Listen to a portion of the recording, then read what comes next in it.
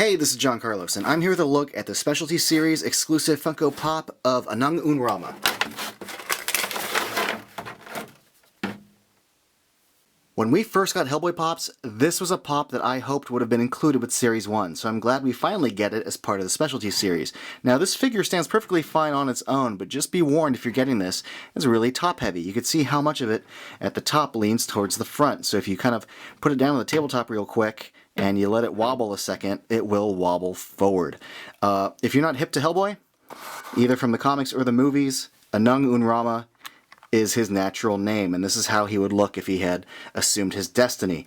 And I frickin' love it. We had the chase of the regular Hellboy with the horns, and but this version of him we've seen kind of teased and stuff throughout the series from the very beginning all the way through the Storm and the Fury. And speaking of Storm and the Fury, we had the previous exclusive one of him with Excalibur, with so we've had a few Hellboys, but I think this honestly is the coolest one. We get this Mignola-ish sword with the little Mignola-y spirally lines in it. And they just look great. Big bummer about this sword, though. I love all the cut lines in it. Looks great. But look at mine. It's all bent and warped. It looks like a little tongue sticking out. Still, though, really, really cool looking. And the right hand of Doom looks awesome. I love the cracks in it. I love the attention to these little nicks and little lines in it. Reads very much like Mike Mignola art, but still adapted into pop form. The broad chest looks good.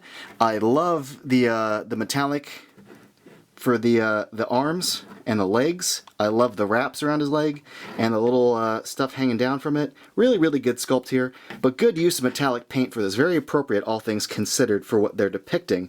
Tail looks good. The back muscles and the definition look good.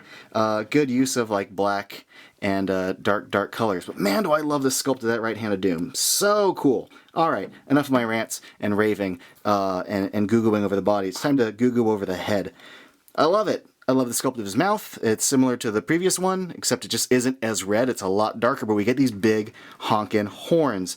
And again, they capture Mike Mignola's line design into the horns, so that's really, really cool. And then we get the flaming crown above his head, which is actually like what his name translates to, so that's fun. I like the fact that they went with a semi kind of clear vinyl, so you get the yellow fading into the orange. The sculpt of the fire is nice. The floating crown looks good. I like that it's resting on the horn, so you still get the floating effect even though it's actually attached to something. Good job to them for that. The furrowed brow looks great. The off yellow eyes. The black lines around his eyes aren't totally clean. They're not supposed to be clean, like perfect, but there's a little bit of smudging right there. But this is the best one I saw. The teeth paint within the mouth is decent. The sculpt of the hair and the paint on the hair is great. I love his little man bun in the back. A little bit of schmutz there, oh well. But look, as a longtime fan of the Hellboy comics, it's one of my top 3 favorite comics of all time. Having this pop makes me really, really happy. I think it looks frickin' badass on the tabletop. I love the color scheme.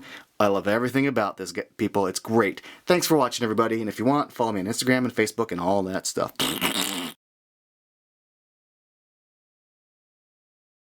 Oh, and if any of you out there wanted a side-by-side comparison with the original Hellboy Pop, here it is.